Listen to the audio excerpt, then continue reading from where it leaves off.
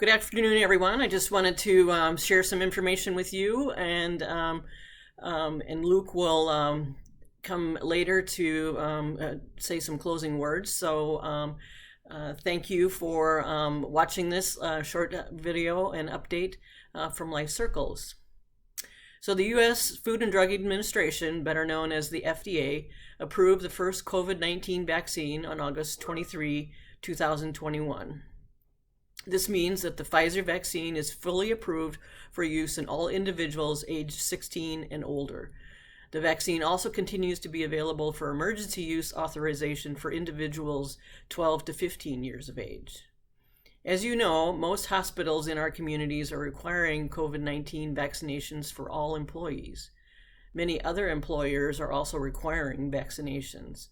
Last week, the federal government announced that they will require all nursing home employees to get vaccinated to maintain Medicare and Medicaid funding. Leading Age, the trade association that represents not-for-profit nursing homes, sent a letter to the federal government urging them all to require all healthcare and human service agencies to require the COVID-19 vaccines. They contend that of the 9.8 million healthcare workers in the U.S., only 1.7 million of them are nursing home employees. Nursing home employees shouldn't be singled out. All health and social assistance workers interact with vulnerable people and have a greater likelihood of exposure and transmission.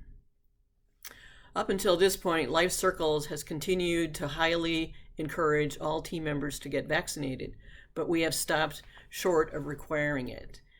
However, now that the vaccination has been fully approved by the FDA and the federal government is requiring it for nursing home employees, we too will require all team members to be vaccinated against COVID-19. So what does this mean? All employees will be required to submit proof of full vaccination by October 29, 2021.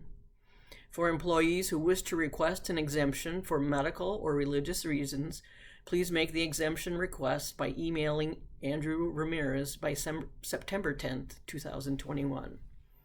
The vaccination is a condition of employment.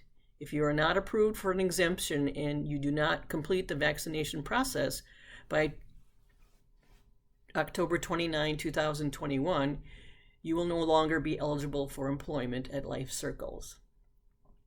We sincerely believe that until most of our population is protected, COVID-19 and its variants will continue to infect people and cause ongoing health problems and avoidable deaths. Thank you very much for all you have done and continue to do for our participants and each other. I am honored to serve alongside you. Luke will now say a few words in closing. Have a great day. Thanks, Dr. Boettcher. I feel fortunate to have someone with your level of expertise and experience and wisdom in helping us navigate our world, especially during the past year and a half. So I know that many of you probably feel relieved and reassured that we will now be requiring the COVID vaccination.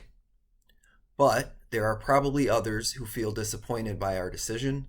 You may even be considering leaving Life Circles because of this new policy.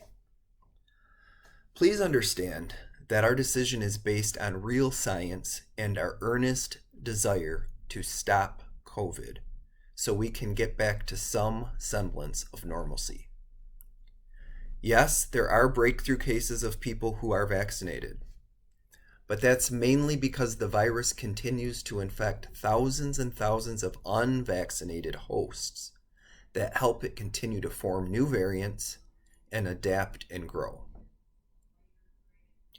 So I think everyone understands that teamwork is a core belief of Life Circles. It is the foundation of all we do. The team comes before the individual, which often means we do what needs to be done as a team member, even if it means our sense of independence is minimized. Just like our Life Circles team, we are all part of the American team, as well as the international team of all human beings. It is my belief that we have the collective responsibility of helping our population build protective immunity from COVID-19. And we believe this is accomplished in part through vaccinations, which are essential to the health and well-being of all humans. Sean Bloom, he's the CEO of the National PACE Association, perfectly describes this concept in the newsletter cover page that's attached to this email. So please read it for a nice perspective on the greatest generation and the sacrifices they made to combat fascism during World War II.